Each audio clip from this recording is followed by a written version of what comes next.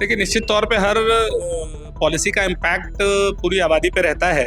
और जिस तरीके से इस बजट में सरकार ने खर्च करने की सीमा को बढ़ाया है ताकि ज़्यादा से ज़्यादा पैसा बाजार में जाए, बाजार में जाएगा तो औद्योगिक और प्रोडक्शन लागत, प्रोडक्शन बढ़ेगा, औद्योगिक ग्रोथ होगी, जिससे हमारी जीडीपी आगे बढ़ेगी। जो नया डायरेक्ट टैक्स कोड या इनकम टैक्स बिल जिसको हम बोल रहे हैं वो प्रपोज होने वाला है। इसमें इनकम टैक्स के आधे से ज्यादा रूल्स इन्होंने डिलीट कर दिए हैं अथवा उसको चेंज करने का प्रपोजल किया है, जिससे मिडिल क्लास लोगों को या व्यापारी वर्ग को कंप्लायंसेस बर्डन कम होगा। नजर आएगा दवाइयों को लेकर, जो जीवन रक्षक दवाई हैं उसमें कई दवाइयों में सरकार ने रेट्स किए हैं।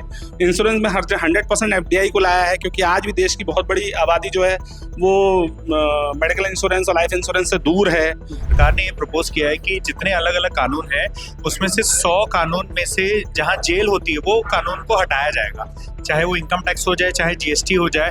तो ऐसे प्रोविजंस हटाए जाएंगे कि अगर आपने कोई गलती की है तो आपको जेल हो सकती है, तो वो कानून हटाए जाएंगे। कि 20,000 करोड़ रुपए का सिर्फ जो नए R&D है, रिसर्च एंड डेवलपमेंट है, उसके ऊपर खर्च करने का प्रावधान रखा गया है। अब आप देखेंगे जो स्टार्टअप्स था जिसकी सीमा यहाँ 2025 में खत्म होने वाली थी, जो स्टार्टअप्स को बेनिफिट दिए जा रहे थे, उसको बढ़ा के 2030 तक ले गया गया। क्रेडिट कार्ड लिमिट, जिसका 10 लाख क्रेडिट कार्ड इस फाइनेंशियल ईयर में सरकार जारी करेगी करके ऐसा प्रावधान हम लोगों ने देखा है। वो भी इंस्टेंट लोन, जिस तरीके से हम क्रेडिट कार्ड यूज करते हैं, तो 5 लाख रुपए तक के लोन के लिमिट को लेकर एक क्रेडिट कार्ड वो छोटे उद्यमियों के लिए भी जारी करने जा रहे हैं। 12 लाख रुपए तक अगर इनकम टैक्स में छूट दी गई है तो वो किनको छूट दी गई है? वो क्लास है जो सबसे ज्यादा खर्च करती है। उसमें हमारे व्यापारी समाज की वर्ग भी होता है और जो हमारे उपभोक्ता हैं वो भी होता है। नमस्कार, जय जोहर, जय छत्तीसगढ़। आप सभी का भिलाई टाइम्स में स्वागत है। और भिलाई टाइम्स में लगातार आपको अपडेट देना हमारा फर्ज है, हमारा काम है, क्योंकि आम जनता को लगातार इंतजार रहता है बजट पेश होने का, क्योंकि अपने काम की खबर वहां निकल कर आती है, दिनचर्या से जुड़ी हुई बातें निकल कर आती है, जिंदगी जीने को लेकर सारी बातें वहां निकल कर आती है। तो ये खबर भी आपको बताना जरूरी है। आज जो है फाइनेंस मिनिस्टर द्वारा बजट पेश किया गया, तो क्यों ना आपको पूरी डिटेल जानकारी बताई जाए कि आम जनता के लिए इस बजट में क्या कुछ है, किसानों के लिए इस बजट में क्या कुछ है, महिला के लिए इस बजट में क्या कुछ है। तो चेंबर ऑफ कॉमर्स की पूरी टीम हमारे साथ में मौजूद है, सीए भी हमारे साथ में मौजूद है, और ये बताना इसलिए भी जरूरी है क्योंकि डिटेल जानकारी आप तक पहुंच सके। सर, लाइव टेलीकास्ट आप लोगों ने किया, काफी सारा डिस्कशन किया। गार्गी सर, क्या आम जनता के लिए क्या बजट में निकल कर सामने आया जो उनके काम के, उनके फायदे की चीज है? देखिए, निश्चित तौर पे हर पॉलिसी का इम्पैक्ट पूरी आबादी पे रहता है। और जिस तरीके से इस बजट में सरकार ने खर्च करने की सीमा को बढ़ाया है ताकि ज़्यादा से ज़्यादा पैसा बाजार में जाए, बाजार में जाएगा तो औद्योगिक और प्रोडक्शन लागत, प्रोडक्शन बढ़ेगा, औद्योगिक ग्रोथ होगी, जिससे हमारी जीडीपी आगे बढ़ेगी। ओवरऑल जितने सेक्टर्स पे गवर्नमेंट फोकस कर सकती है, जहाँ जहाँ संभावनाएं हैं देश में, हमारे यहाँ जिन सेक्टर्स में संभावनाएं, क्योंकि हम लोग एग्रीकल्चर बेस्ड इकोनॉमी वाले देश में हैं, और हम छत्तीसगढ़ खुद एग्रीकल्चर, मतलब धान अच्छा हुआ तो बाजार अच्छा रहेगा, धान खराब हुआ तो बाजार खराब होगा, इसको मानते हैं आज भी। तो बहुत अच्छा एग्रीकल्चर में बहुत सारी चीज़ें सरकार ने लाई है। किसान क्रेडिट कार्ड को 3 लाख से 5 लाख रुपए किया है। एक फर्टिलाइजर इंडस्ट्री को लेकर बजट में प्रावधान किया गया है। फिशिंग को लेकर बहुत अच्छा बजट में प्रावधान किया गया है। मखाना को लेकर जो एक सुपर फूड नया डेवलप हो रहा है पूरी दुनिया में, जिस तरीके से हम पहले कैलिफोर्निया आलमंड और चिया सीड को सुनते आ रहे हैं, मखाना एक अच्छी पैकेजिंग के साथ सुपर फूड के तौर पे पूरी दुनिया में जाना पहचाना जा रहा है।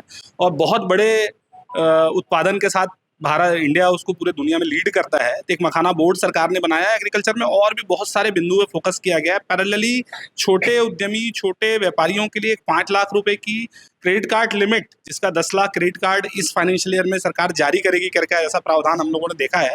वो भी इंस्टेंट लोन, जिस तरीके से हम क्रेडिट कार्ड यूज करते हैं, तो 5 लाख रुपए तक के लोन के लिमिट को लेकर एक क्रेडिट कार्ड वो छोटे उद्यमियों के लिए भी जारी करने जा रहे हैं। 12 लाख रुपए का एक जो टैक्स छूट का जो स्लैब आया है, उसको सीधे तौर पे, क्योंकि मिडिल क्लास की परिभाषा हमारे देश में बदल चुकी है आज के परिवेश में। मिडिल क्लास में अब अपर मिडिल, लोअर मिडिल और मिडिल, ये एक क्लब बन गया है। तो 12 लाख रुपए का जो एक डिटेल बता दीजिए, किनको अपर मिडिल क्लास कहा जाता है? देखिए, इनकम जिनकी जैसी इनकम और जो खर्च करने की कैपेसिटी है उसके आधार पे हम अपर मिडिल, जिनके पास थोड़ा लेविश लाइफ है, बड़ी गाड़ियां यूज कर रहे हैं, वो अपर मिडिल में आ रहे हैं। मिडिल क्लास एक इकोनॉमिकल जिंदगी जी रहे हैं, छोटी गाड़ी के साथ अपने जीवन को चला रहे हैं। और एक लोअर मिडिल है जो सर्विस क्लास इंडस्ट्री पे रहता है, छोटी व्हीकल्स है, छोटे घर में अपने जीवन यापन कर रहा है, उसको लोअर मिडिल मान रहे हैं।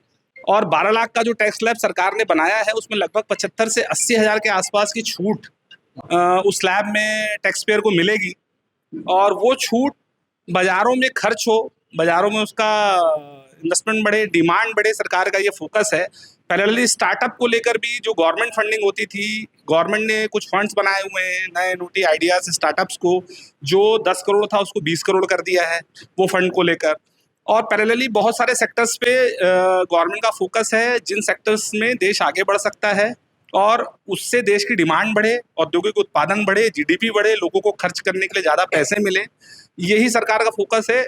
ओवरऑल बहुत अच्छा बजट सरकार ने लाया है और हम लोग उम्मीद करते हैं उसका असर हम लोगों के बाजारों में देखने को सारी मिलेगा। चीजों का जो असर है वो मार्केट पे भी नजर आएगा। निश्चित तौर पे बिल्कुल निश्चित तौर पे नजर आएगा। दवाइयों को लेकर जो जीवन रक्षक दवाई हैं उसमें कई दवाइयों में सरकार ने रेट्स किए हैं। इंश्योरेंस में हर 100% एफडीआई को लाया है क्योंकि आज भी देश की बहुत बड़ी आबादी जो है वो मेडिकल इंश्योरेंस और लाइफ इंश्योरेंस से दूर है।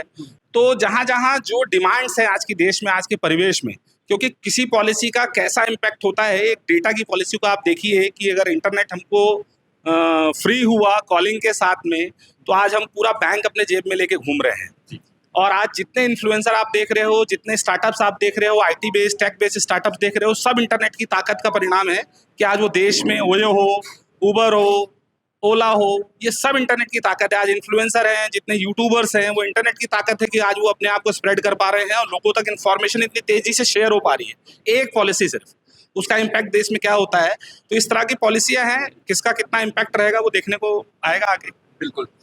चेंबर ऑफ कॉमर्स के महामंत्री सर भी हमारे साथ में मौजूद हैं। सर, क्योंकि आप लोग व्यापारियों के बैकबोन हैं, सपोर्ट सिस्टम है आप लोग, छोटे व्यापारियों को कैसे मदद मिलने वाली है इस बजट से? इस बजट को मैं व्यापारी सम्मान के रूप में देख रहा हूँ कि पहली बार बजट में ऐसा हुआ है कि जो हमारे रियल कस्टमर्स हैं उनकी जेब मजबूत की गई है और हम लोगों के साथ जोड़ने का काम किया गया है। क्योंकि हमारे उपभोक्ता वो हैं जो मिडिल क्लास इस समय पे जो है वही खर्चा करता है। बाकी सबको तो कुछ लोगों को फ्री मिल जाता है और कुछ लोग यहाँ पे खरीदारी करते नहीं है। तो जो सेगमेंट हमारे साथ जुड़ा हुआ है उसको मजबूत करने का किया गया और हम दोनों के रिश्ते को एक आधार माना गया है इस बजट में। तो इसीलिए मैं इस बजट को शुभ बजट भी बोल रहा हूँ।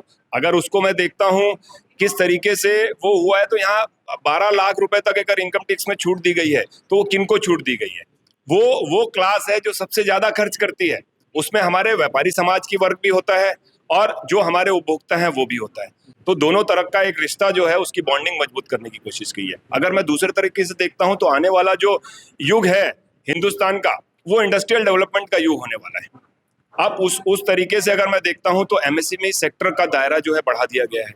जो पहले माइक्रो इंडस्ट्रीज थी उसके ऊपर जो टर्नओवर के ऊपर दो गुना ज्यादा उनको आधार को बढ़ा दिया गया है, इन्वेस्टमेंट को, और जो उनका टर्नओवर था उसको 2.5% बढ़ा दिया गया है। अगर आप देखेंगे जो मीडियम स्केल था उसका भी बढ़ा दिया गया है। तो सबको ये माना जा रहा है कि इस समय पे जो भी काम होने वाले हैं हम लोगों को बहुत ज्यादा एक्सपोर्ट के ऊपर फोकस करते चले जाना है, इंपोर्ट को कम करते चले जाना है। इंपोर्ट कब होगा? जब हमारे यहाँ की जो इंडस्ट्रीज है वो जो बाहर से हमारा माल आ रहा था उसको यहाँ पे डेवलप करेंगे। सिस्टम भी यही कहता है कि जितना ज्यादा एक्सपोर्ट होगा जी उतना ज्यादा मार्केट ग्रोथ होगा, उतनी ज्यादा ही हमारी जीडीपी पे ग्रोथ होगा। तो इसके ऊपर ये फोकस करने वाला बजट है। अब आप देखिए कि 20,000 करोड़ रुपए का सिर्फ जो नए R&D है, रिसर्च एंड डेवलपमेंट है, उसके ऊपर खर्च करने का प्रावधान रखा गया है। अब आप देखेंगे जो स्टार्टअप्स था जिसकी सीमा यहाँ 2025 में खत्म होने वाली थी, जो स्टार्टअप्स को बेनिफिट दिए जा रहे थे उसको बढ़ा के 2030 तक ले गया गया है। तो सिर्फ यही कोशिश की जा रही है, जो हमारा यूथ है, जो यूथ ओरिएंटेड इस समय पे हमारा देश है, तो यूथ को सही डायरेक्शन देने का काम इस बजट में किया जा रहा है। क्योंकि आज से जो शुरुआत होगी, जो हम विकसित भारत की बात कर रहे हैं, विकसित भारत 2047 में होगा तो ऐसे ही नहीं होगा, उसकी शुरुआत कहीं से करनी पड़ेगी।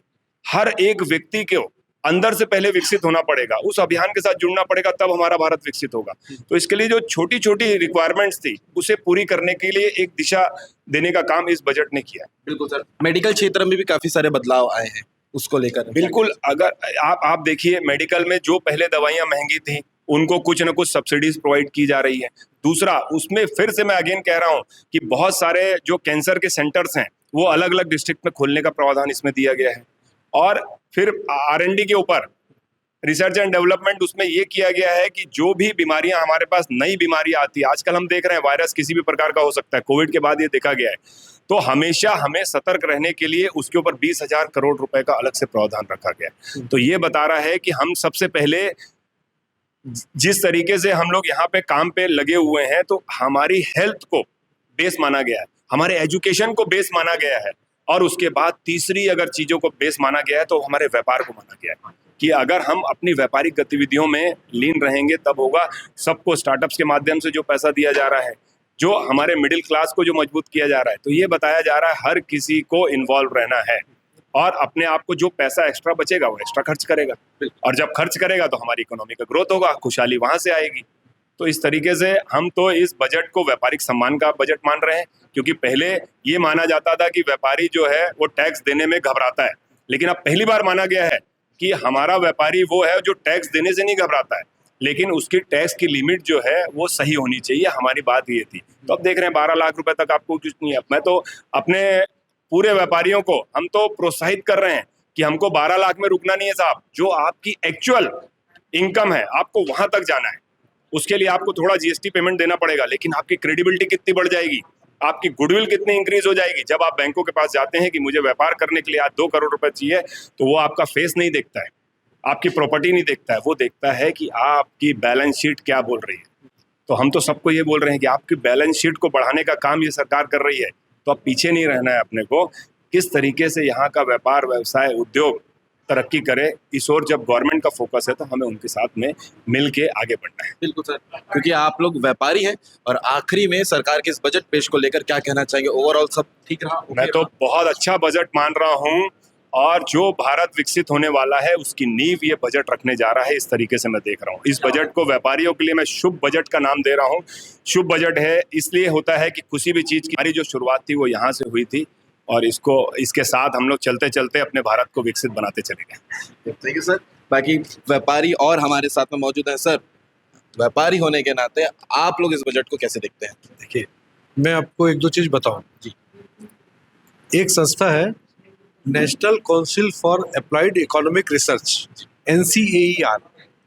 उसने जो इंडिया के लिए, भारत के लिए, भारतीय गवर्नमेंट की संस्था है, उसने डिफाइन किया है मिडिल क्लास को। उसने डिफाइन किया है कि जिस परिवार की आय 2 लाख से 10 लाख, ये डेफिनेशन है 3 साल पहले की, तो 2 लाख से 10 लाख तक की आय वाले परिवारों को उसने उस समय मिडिल क्लास इनकम में रखा, मिडिल इनकम क्लास में रखा। अभी 20% करीब बढ़ गई, अभी नया डेटा नहीं आया। तो आप मानिए कि करीब 12 लाख तक की इनकम वाले जो है मिडिल क्लास में, वो NCAER मान लेंगे, राइट। अब इसके पहले पिछले साल तक क्या था कि जो लिमिट थी, थ्रेशोल्ड जो था, वो था 5 लाख, 7 लाख मान लो, मैक्सिमम 7 कर लो। उसको 7 को बढ़ा के इन्होंने क्या कर दिया है, 85.8% इंक्रीज, 12 लाख कर दिया। ये पहले भी कभी नहीं हुआ, आगे भी कभी नहीं हुआ। 85.8% थ्रेशोल्ड लिमिट को बढ़ाना बहुत साहसिक कदम है, बहुत बड़ी चीज़ है। अब दोबारा हम सोचेंगे कि फिर डबल हो जाए, कब होगा पता नहीं। तो बहुत बड़ा काम है, बहुत बड़ा काम। दूसरा, जब हम लिमिट देखते थे कि 5 लाख की थी, तो 5 लाख की लिमिट में मतलब 2 लाख से 5 लाख तक सिर्फ 3 लाख के जो गैप वाले जो लोग थे, परिवार थे, वो खाली उसका फायदा ले पा रहे थे। अभी वो कितना बढ़ गया? हाँ, बहुत छोटा ग्रुप था। अब वो ग्रुप कहाँ आ गया है? सीधा बढ़ के 12 लाख, और 12,75,000 सैलरी होल्डर्स के लिए तो स्टैंडर्ड डिडक्शन लेके 12,75,000 आ गया। तो एक बहुत बड़ा जो मिडिल क्लास है उसको इसमें छूट मिली है, और करीब 60,000 रुपये साल का वो बचा पा रहे हैं। मतलब 5,000 रुपये महीने की वो एक्स्ट्रा एक्सपेंड करने की कैपेसिटी आ गई है, जो अगर वो किसी अपना कैपिटल गुड्स में खर्च करते हैं तो वो मोटा मोटी 6 लाख रुपए होते हैं। मतलब हर जो मिडिल क्लास ग्रुप परिवार है वो 6 लाख रुपए साल का एक्स्ट्रा खर्च करने की उसकी कैपेसिटी आ गई, क्योंकि 5,000 की EMI में वो 6 लाख रुपए का सामान ले सकता है। अगर उसको कार खरीदनी थी, बहुत दिन से इच्छा थी, नहीं खरीद पा रहा था, यहाँ हो जाएगा। अगर उसको घर लेना था, वो 6 लाख ज़्यादा का मकान ले पाएगा, क्योंकि उसके पास 5 लाख रुपए पे करने के लिए सरकार ने छोड़ दिया। तो इससे पैसा मार्केट में आएगा, मनी सर्कुलेशन में आएगा। बिल्कुल, ये बहुत अच्छी चीज़। मिडिल क्लास को बहुत फायदा होगा। हर क्लास को फायदा है, हर क्लास, क्योंकि बहुत सारे जो इनके जो मेडिसिन थे उसमें उन्होंने BCD 0 कर दी जी। उससे क्या हुआ, जो लाइफ सेविंग ड्रग्स है वो अवेलेबल हो गए लोगों के लिए। कस्टम ड्यूटी 0 हो जाने से ये बड़ा फर्क पड़ गया। चिप वगैरह का इंपोर्ट सस्ता कर बीसीडी जीरो कर दी। अगर आप यहाँ बना रहे हो तो बीसीडी जीरो, बना ले रहे हो तो उसका टैक्स डबल कर दिया, 10 से 20% कर दिया। तो मेक इन इंडिया वाला जो प्रोजेक्ट है वो काफ़ी स्पीड से आगे बढ़ रहा है। बिल्कुल सर जी, महिलाओं के लिए क्या कहना चाहेंगी, ये बजट उनके लिए कितना काम आने? देखिए, अगर मैं महिलाओं की बात करूं तो महिलाओं का सीधा सीधा ताल्लुक परिवार से होता है और पूरा परिवार परिवार ही में उनको चलाता पूरा है। परिवार ही होता है। और आप देखेंगे कि जो भी देने वाली हमारे भगवान होते हैं, लक्ष्मी जी होती हैं, वो धन देती है। वैसे ही वित्त मंत्री के रूप में हमारी सीतारमण जी ने, फाइनेंस मिनिस्टर थी वो है, और उन्होंने इस बजट को पेश किया है। तो जाहिर सी बात है, जब एक महिला ऐसे बजट को पेश कर रही उनके है लिए तो सोच के ही करेंगे। तो महिलाओं के लिए सोच के ही करेंगे। एक तरीके से मैं कहना चाहूँगी कि मैं भिलाई की रहने वाली हूँ और यहाँ के व्यापार को, यहाँ के को मिनी इंडिया कहा जाता है, जहाँ पे हर प्रांत के लोग मौजूद हैं। तो जब हर प्रांत के लोग मौजूद हैं तो निश्चित रूप से यहाँ का व्यापार, यहाँ का मार्केट भी बूम पर है। और सबसे बड़ी तकलीफ क्या होती थी महिलाओं को खर्च करने की, क्योंकि पॉकेट फ्रेंडली नहीं हुआ करता था। और मैं पानी की बात कहूँ, क्योंकि 2-3 चीजें महिलाओं के लिए बहुत जरूरी होती है। तो जहाँ जल जीवन की बात कही गई है तो वहाँ 2026 तक एक लिमिट थी, वो 2026 से बढ़ाकर 2028 कर दिया गया है। बिल्कुल, बजट पेश हुआ है तो सीए ही बता सकते हैं ये बजट आम पब्लिक के लिए कितने फायदेमंद होने वाली है। सर, आपसे बेहतर कौन बता सकते हैं? बिल्कुल, तो एक बार शॉर्ट ब्रीफिंग में बता दीजिए कि ओवरऑल बजट क्या रहा। बिल्कुल, मिडिल क्लास के लिए बहुत ही बेनिफिशियल बजट है। आज के देश में कंप्लायंसेस बर्डन बहुत हेक्टिक हो चुका है लोगों के लिए, बट ये बजट को मद्देनज़र रखते हुए जितने भी व्यापारी वर्ग है उनके लिए कंप्लायंस बर्डन कम किया गया है। जो नया डायरेक्ट टैक्स कोड या इनकम टैक्स बिल जिसको हम बोल रहे हैं वो प्रपोज होने वाला है। इसमें इनकम टैक्स के आधे से ज़्यादा रूल्स इन्होंने डिलीट कर दिए हैं अथवा उसको चेंज करने का प्रपोजल किया है, जिससे मिडिल क्लास लोगों को या व्यापारी वर्ग को कंप्लायंसेस बर्डन कम होगा। साथ ही साथ लोगों के खर्च करने की कैपेसिटी बढ़ेगी। इनकम का दायरा बढ़ चुका है, आज लोग पक्के में खर्च करेंगे तो गवर्नमेंट को इनकम टैक्स से तो नहीं बट जीएसटी के से या फिर इनडायरेक्ट टैक्सेशन के थ्रू कहीं ना कहीं रेवेन्यू में भी मुनाफा होगा, और मुनाफा होगा तो देश की प्रगति भी बढ़ेगी, देश की जीडीपी भी बढ़ेगी। क्या बात है, बहुत शॉर्ट में समझा दिया आपने सारी चीजों को। जी सर। 2 चीजें बोलना चाहूंगा जिस पे अभी फोकस नहीं हो रहा है। सरकार ने ये प्रपोज किया है कि जितने अलग अलग कानून हैं उसमें से 100 कानून में से जहां जेल होती है वो कानून को हटाया जाएगा, चाहे वो इनकम टैक्स हो जाए, चाहे जीएसटी हो जाए। तो ऐसे प्रोविजंस हटाए जाएंगे कि अगर आपने कोई गलती की है तो आपको जेल हो सकती है, तो वो कानून हटाए जाएंगे। तो ये एक बहुत अच्छा रहेगा कि उसको डीक्रिमिनलाइजेशन किया जाएगा। दूसरा ये है कि अगर हमको विकसित भारत बनना है तो पहले हमारी जो इकोनॉमी रहती थी वो एग्री बेस्ड रहती थी, फिर सर्विस सेक्टर में बूस्ट आया। अभी हम मैन्युफैक्चरिंग में फोकस कर रहे हैं। हम चाहते हैं कि आईफोन हमारे बने, इसलिए सरकार ने ये प्रोविजन लाया कि 2027 तक अगर आप कोई नई मैन्युफैक्चरिंग इकाई लगाते हैं तो आपको सिर्फ इनकम टैक्स 15% देना पड़ेगा, मात्र 15%। तो ये बहुत अच्छा चेंज है जो भी हाईलाइट नहीं हो रहा है। पॉइंट पे भी नजर जानी चाहिए। जी जानी चाहिए। बिल्कुल। बाकी आपने सबको सुना, आप इस बजट को लेकर क्या कहना चाहेंगे जरूर कमेंट करके बताइएगा। इसके अलावा हम जो है आपको और अपडेट बजट को लेकर लगातार बताते रहेंगे।